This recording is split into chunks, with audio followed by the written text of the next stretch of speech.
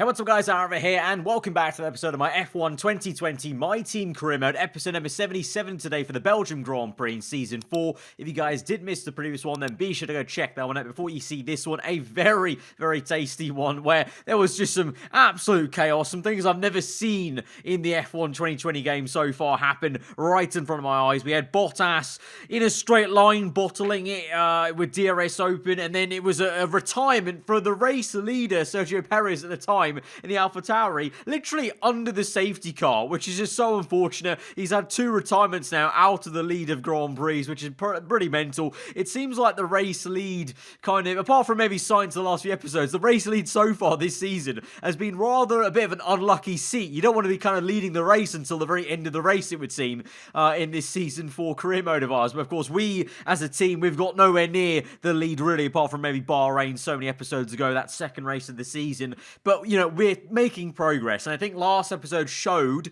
unfortunately, Gasly got held up in traffic, but for us, we showed that the car clearly had some pace, and to be fair, Gasly in qualifying showed he had the pace as well, with an ultimate upgrade coming in for the Hungarian Grand Prix, which was an ultimate drag reduction update. That helped at Hungary. That's going to help out massively here today as well at the Belgian Grand Prix, and for the next one at Monza, the Italian one, because both, we're going to need some decent straight line speed. Compared to Monza, Spa's a bit more of a high-speed circuit, so we also do need downforce, but having that now compromise of having that massive drag reduction is going to really help out. And also, we now have 2 major upgrades coming onto the car on the front and rear for downforce. So you can see, I think this is pretty much where we were at the end of last season, and we're back now pretty much at the top end of the midfield in terms of aerodynamics. And so we just need to make a few more upgrades to kind of catch up to the top guys, not just in aero, but also on the engine and the chassis department. So from now on, we're going to be looking at every area of the car to improve, not just the aerodynamics, because now we're at a point where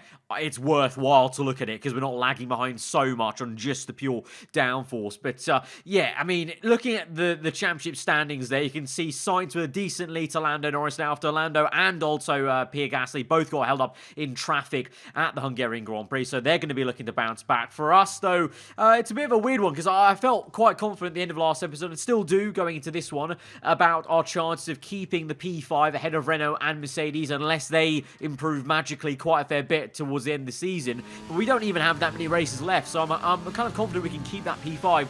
It's just, for me, to be honest, more about the on-track performances. I don't actually care too much about the standings anymore, because I'm not in the championship fight in either case. So really, it's more about the actual performance of the car for me, and I really want to be able to get this car to consistent podium runnings for the last 2 races. That would be massively ideal going into the winter then for next season, because then that will set us up to maybe become race winners and championship challengers once again in that second season. Of course, that is the kind of the task. I say second season, obviously second season following this kind of bankruptcy that we have to deal with at the beginning of this year. So that's the kind of, you know, aim for us today. But we get through into Q2 pretty decently. For the first time, actually, I'm actually ahead of Gasly by a fair decent amount in Q1. So I was a little bit surprised by that. So I thought, okay, are things on the up here? Could this be finally the day where I don't look so horrendously, embarrassingly off the pace in qualifying on Saturday compared to my teammate Gasly? Well, I might do, but Q1 didn't exactly start off on the right foot. We've got a situation at the moment. Seems like something's off with the fuel injection system.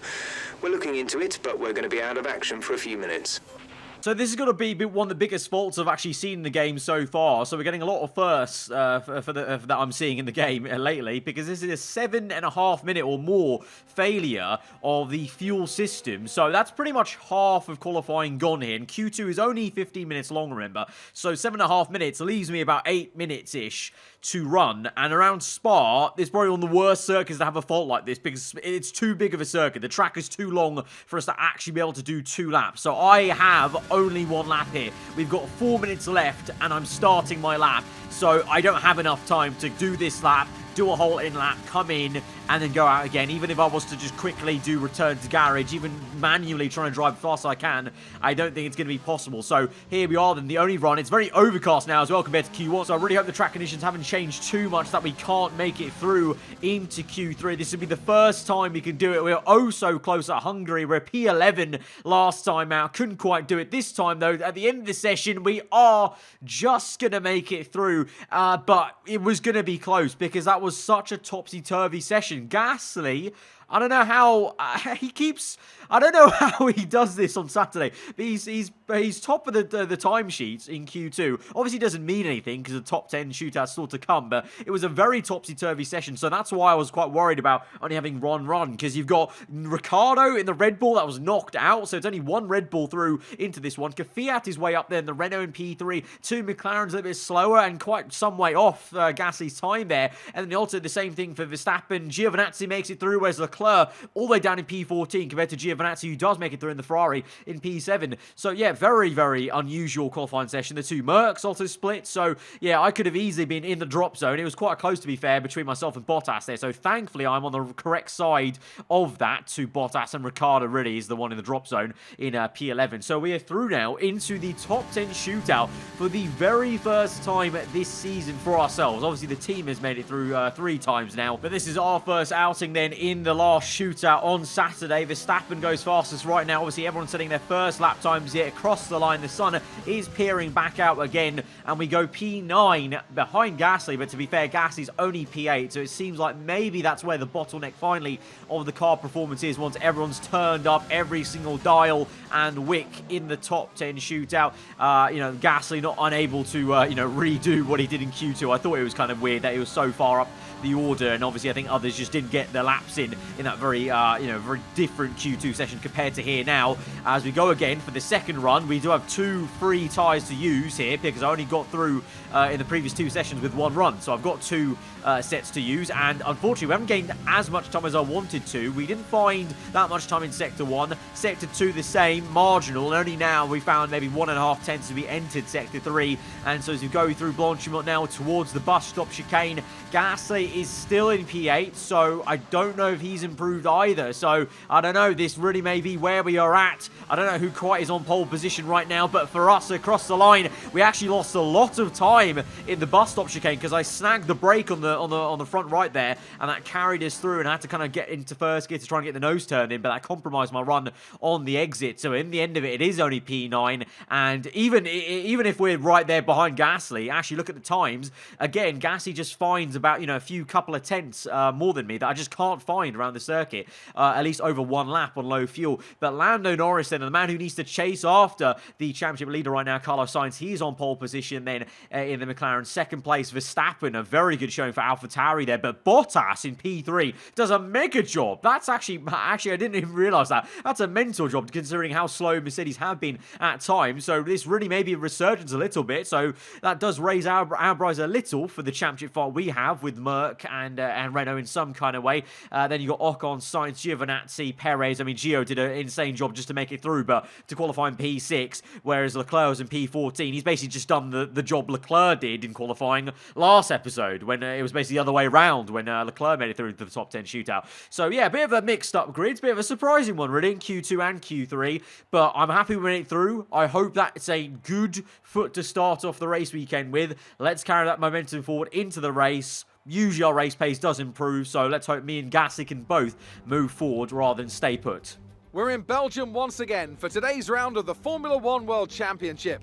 It's a race the great Ayrton Senna won 6 times, and in 2019, Charles Leclerc became the first driver to take their maiden win here since Michael Schumacher in 1992. Spa-Francorchamps then, a historic 19-corner circuit with a lap distance of 4.35 miles. There's over 100 metres of elevation change here, and with long stretches of the lap spent flat out, a good top speed will be vital for success. Anthony Davidson is alongside me as usual for the race today. Why don't we kick off by discussing Max Verstappen? Looks like they've got a tough race in store today, as grid penalties from changing power unit components has forced them further down the field. But on the bright side, at least those fresh components can help them maintain the power they need to come through the pack. I expect to see them take a more aggressive approach today to make up for the compromised start. It's time to see how our drivers are stacking up after yesterday's exciting qualifying session. Lando Norris put in a fantastic lap yesterday and will start from pole position. And it's Valtteri Bottas that completes the front row. Moving on to the rest of the grid, we have Ocon, Sainz, Antonio Giovinazzi and Perez, Gasly, the owner driver, Fiat and Daniel Ricciardo, Albon, Verstappen, Lewis Hamilton and Leclerc, Matsushita, Stroll, George Russell, and Nicholas Latifi. Aitken, De Vries, Schumacher, and Kevin Magnussen fills the last spot on the grid. Now, it's almost time for lights out, so let's go down to the track. Alright, so once again, and not for the last time, I'm sure Max Verstappen moves down the order because he's got a grid penalty. So really continuing on the theme of AlphaTauri being very quick this season, actually, but they're just very unreliable. So I guess maybe that's what happens when you have a midfield team trying to break into the top. They've kind of focused on the actual performance rather than reliability of those power units. So Verstappen's down to P12. We move up to P8, then Gasly P7, and it's Bottas on the front row for Mercedes. Very surprising. Didn't think that was going to happen, especially with Hamilton all the way down in P13, so you can see the disparity between those two Mercedes drivers. Strategy then is going to be a pretty bog standard one stop, but for us, we're going to switch this. The default is from soft to hards. We're going to go from soft to mediums. We've done that pretty much since the start of this entire career mode, apart from maybe season 1. But since season 2, the soft tire to mediums, not too bad. The soft tire does wear out quite a fair bit, but the mediums, pretty consistent around here, I feel, especially with the tire wear upgrades we've got now at this stage of our career mode on the R&D tree. So that should be fine, and I suspect a few people will be copying us in doing that, but there will be others that might go to hards, and that's where we might gain the time later on in the race. But here we go then to 5 red lights to the Belgian Grand Prix here in Spa, and we're underway. And it was initially a pretty good start for Gasly, then a bit of a slow one as he got bogged down behind Giovinazzi and Perez, just like I got bogged down behind him there into turn 1. Wasn't sure where to go. There wasn't much room on the right. I did want to try and get to the inside, but Gasly was kind of covering that off and boxing it off for me, and instead I actually made a little bit of a love tap contact with him on the rear end, and instead we kind of found ourselves still in P8 now. But Giovinazzi and Perez, came very, very close. Bit of contact I think was made between the Mexican and the Italian, and so we've got the momentum as we now up the hill and now down the Kemmel Straight. Big dive bomb around the outside. Can we do this side by side now with the AlphaTauri? We get him though, and Giovinazzi slips through. Now the AlphaTauri is side by side with the Racing Point, but we've got it too wide there, and very surprising, Giovinazzi just is able to vault through. Look at the understeer now kicking in. So it was all going so well for me, but I think we just overcooked it through that right-hander, and now the tyres are crying out a little bit because there was just a wash of understeer then on that next right. So Giovinazzi has got us, but here is a replay then. Poleman Lando Norris covers off Bottas so aggressively that he invites Ocon through. It was 3 abreast into turn 1 then. This is why we're looking at the replay of all of this, and it's actually Esteban Ocon that got the race lead, so we missed that. Obviously we were focusing on ourselves, but this is Ocon in the lead then, and Bottas re-overtakes Lando Norris round the outside, upper Rouge and Radion. That was awesome to see, and so it's Ocon in the lead then, Bottas second, and Lando Norris in third, only just ahead then of his championship rival,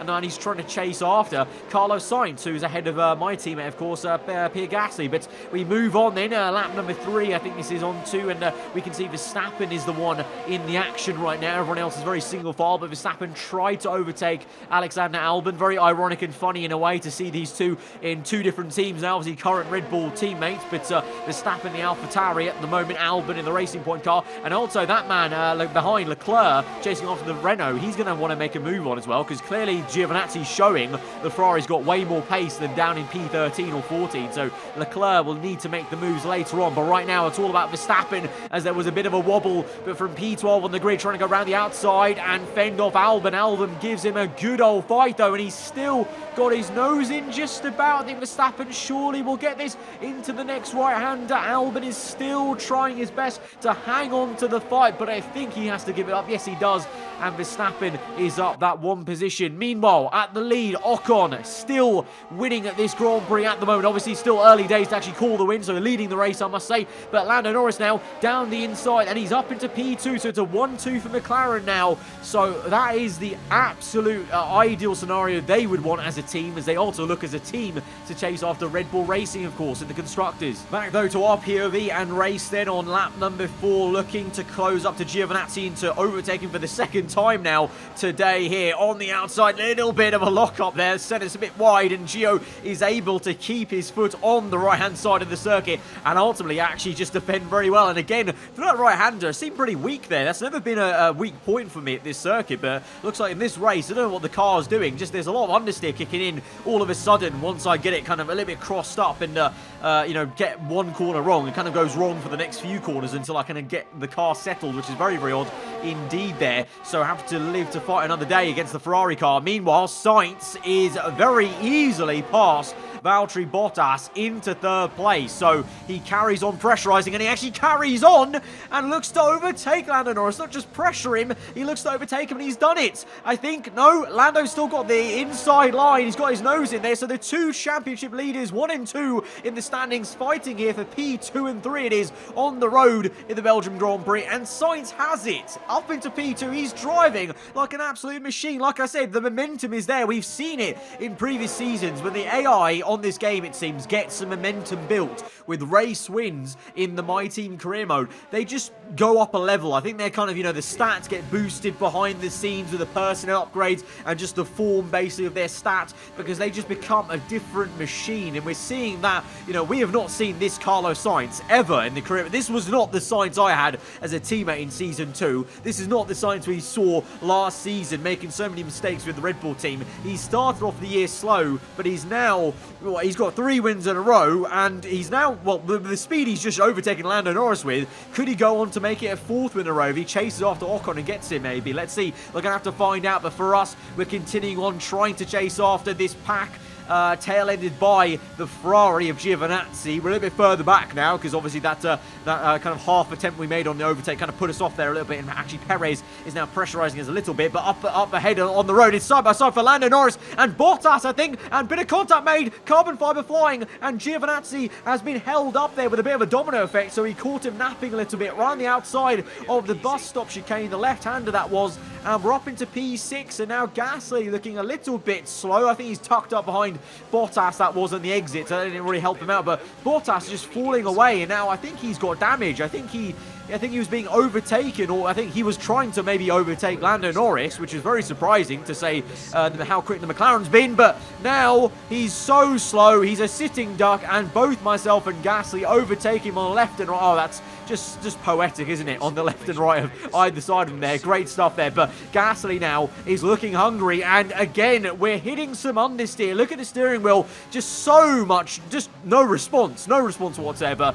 The kind of wheel lock has been met there for my rotation on my steering wheel, and I just couldn't find the bite in, so Gasly's re-overtaken us. I was going to say, you know, it was a good job for both of us to get him, but then just slowed down again in Sector 2 for some reason. That Sector 2 is causing me some issues. Just, it's very inconsistent right now, this car. It's fast, but one lap it's quick, one lap it's not, and it's quite frustrating as we now try to overtake Gasly again on the left, but Easy does it, of course, my teammate. We go for the switch back, doesn't really work out. Instead, the rear end steps out, and in comes Lando Norris as well. So the pit stops are beginning for those guys who are maybe going to go on to hard tyres. Remember, I'm going to medium, so we will continue on for a little bit longer. Gasly comes in, Giovinazzi in, so I suspect those two will be on to a set of hard tyres, as well as Esteban Ocon. But Sainz continues on, as well as the two AlphaTauris behind me. So I think the Red Bull family as a whole are copying me, and we're going all aggressive onto the medium tyres. And they're definitely going to be very welcome, because on lap number 8, these tyres are very, very gone. For some reason, the tyre wear felt so much worse this season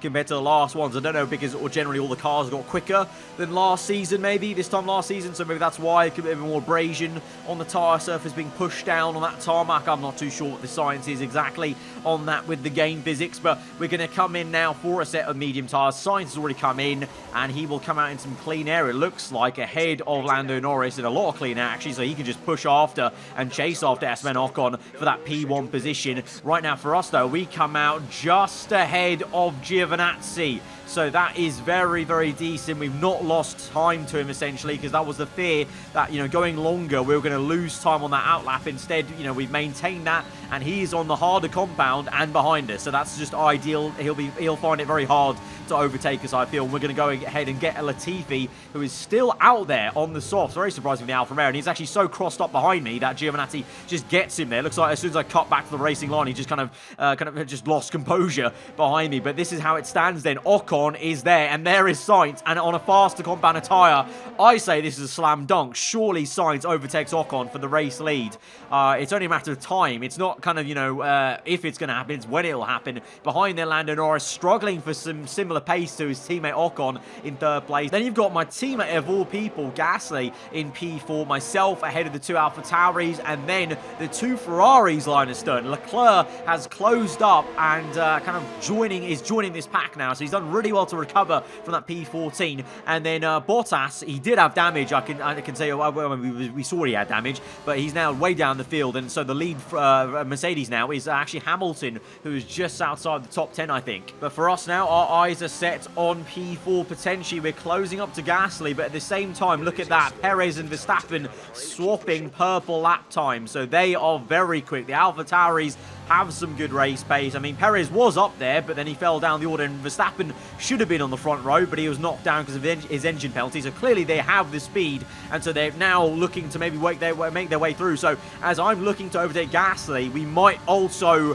have those 2 for company. So we need to play this kind of a little bit clever and make sure we don't hold each other up too much. But here we go for the move. It's a bit of a late one, you know. I was quite far back, but the closing speed with DRS there was insane. And we've got Gasly. We squeeze him out, but Gasly now is a sitting duck, and the 2 AlphaTauris, I mean, look how quick they are, and maybe just look how slow our car is, maybe in a straight line compared to AlphaTauri. So that maybe shows how much work we've still got to do on the kind of drag or the engine side, maybe, or maybe even the chassis, because we talked about doing the ultimate weight reduction upgrade on the chassis side soon, because clearly there, the AlphaTauris have got some mega lightweight car compared to us, because now Perez is right on the back of me. We defend a little bit to the left, and then go to the right-hand side to get to the inside line for the bus stop, and we give him all the room in the world. We're flat out, though. Didn't even lift through there on the outside, is such the downforce of these cars right now. Great stuff to see, but we're now toe-to-toe, wheel-to-wheel on the outside now of the final corner. A little bit of an issue, though, on traction, and Perez just gets us. He sinks it there,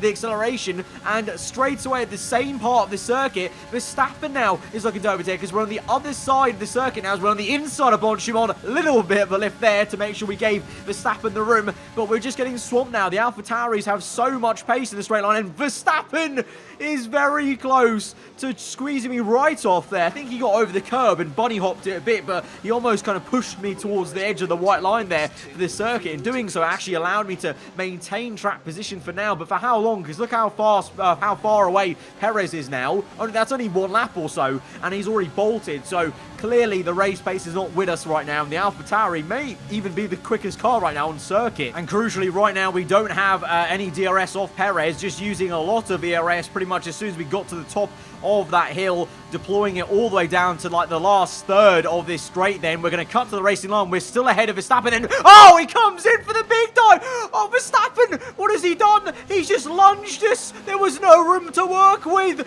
and so once again in this career mode, we come to wars with Max Verstappen, and clearly there's no love lost between us from last season. We, obviously had a bit of an entanglement, and the relationship kind of went sour last season when we were teammates at this team, and so far this season we just haven't actually been anywhere near the AlphaTauris or Verstappen that much, really, apart from Austria, I guess. But now look at this. Where is the speed gone for us through Pouon then? And Ricciardo's down the inside there, so we've lost all composure. Again, when the car is unsettled around this circuit, it seems we just lose pace. Look at that understeer then kicking in. Just no pace. And so in a flash, we're down to P10 now. And that's all because of Verstappen just dive bombing us out of nowhere. He had no room to work with. We took the racing line. That's why I cut back to the left-hand side. Very, very odd. As we look at it on board, I just don't know what he was doing. He actually physically accelerates. There's a blip of acceleration, basically. You can hear it in the engine that he was braking, and then just starts accelerating way too early before he even gets to the apex of the corner, and just punts me off. He has some damage now on his front left, so I don't know if the FIA are going to punish him anymore apart from that damage. So maybe maybe we'll see him again, ironically, later on in this race now due to that damage. But we've now got it all to do to get back to where we were, at least, which is going to be very difficult now, because it's harder, obviously, to overtake these cars than actually just keep ahead of them, especially at a circuit like this, maybe. But looking just ahead of us, that damage he's got actually might back everyone back into us, so he might actually, in the end, help us recover these positions, because he's a little bit slow in the corners. But oh at the top of this screen there. That was Esteban Ocon out of this session. Unbelievable. So the race lead has been gifted to Red Bull and Sainz. Ocon is out from the race lead. What is it? I literally just said this earlier at the start of the episode. What is it with the race lead in this current season of our career mode? It seems like it's literally a poison chalice. You don't want P1 until the very last stint of the race.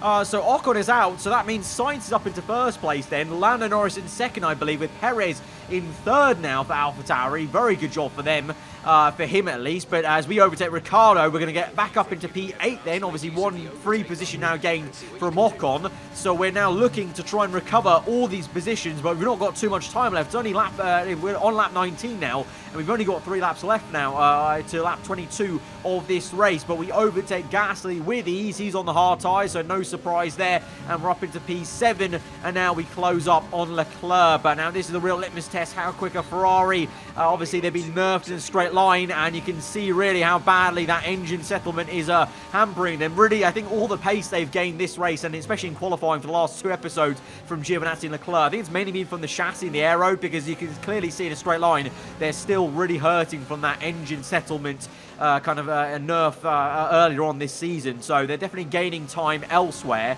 which is fair play. But obviously at some point, I think into next season, I think they'll be looking to upgrade their engine to get it kind of back to a sensible sort of level, I would suspect. But lap 21 then, and all the fast lap of the Grand Prix are flying ahead for Sainz, for Perez there. But for us, we're looking to close up on Giovinazzi and Verstappen. Somehow, I don't know how, but Verstappen's held up Giovinazzi. I think because he's on the hard tyres maybe for the Italian. And so on to the last lap of the Grand Prix, we cannot recover up into P4. We try a massive dive. It's so ambitious, but in the end, it was just a bit of a silly kind of attempt there, and we can't get to Giovinazzi. So we finish up in P6, and somehow Verstappen walks away without a penalty for that dive bomb, and he finishes in P4 for AlphaTauri. So that's just a massive kick to the teeth for me in terms of we could have got that P4 really, but it just wasn't meant to be. But Sainz wins another Grand Prix. What a great race then, and what a magnificent victory here at the Belgian Grand Prix. Anthony Davidson, what helped them deliver this result, do you think? I think that smart tyre management on track and very smooth driving definitely assisted in their victory today. That combination meant they got the absolute maximum out of their tyres at all times. Red Bull put up an outstanding fight for the front position today, and it's great to see it paid off for them. They do so much for the sport that you can't help but be delighted by today's race win.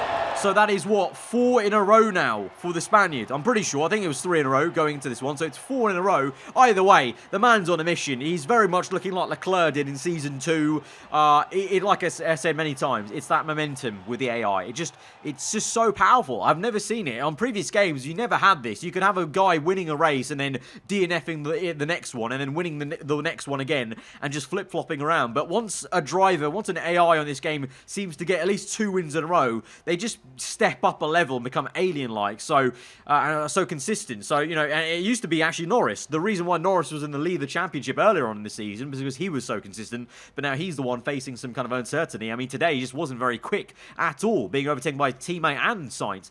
But, yeah, so in the championship, Sainz extends his lead. Red Bull extend their lead as well. Ferrari and McLaren very close, because obviously Ferrari are lagging behind a little bit. McLaren looking to improve, obviously, with that podium for them. But to be fair to Ferrari, they look better than they have in recent races the last 2 episodes. So maybe they're starting to gain back some performance there. For us, we look pretty comfy, I think, compared to Renault and Mercedes. I mean, I was a little bit scared about Bottas being way up there, but Mercedes just keep tripping over themselves way too many times. And Renault, they look quick for a brief moment at Baku, didn't they? But they just haven't really turned up that much. So I think we're fine. Like I said, in qualifying, we're looking more for where the car is, you know, in terms of compared to everyone else, and we're getting there. You know, we were fighting for, I would say, probably properly around for P5, P6 today, if you don't take into account kind of the good luck we got with Ocon being out and Bottas as well. So we're getting there. I think by the end of the season, I do hope we can be in a position where both of us are in a position to fight for the podiums, but it's still work to do. But next time, it's Monza. That's always very interesting on the F1 game. Looking forward to that one. But guys, if you did enjoy this episode, hit that like button. Let me know what you thought in the comments below. I'll see you guys next time. Goodbye.